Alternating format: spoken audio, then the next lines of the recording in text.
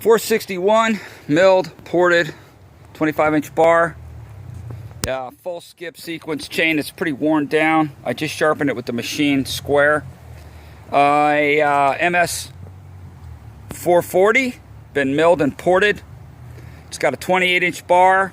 It has a STIHL chain that's pretty worn out too. It's been sharpened with the machine square filed. And then MS 880 that was built by Eric Copsey of EC Saws.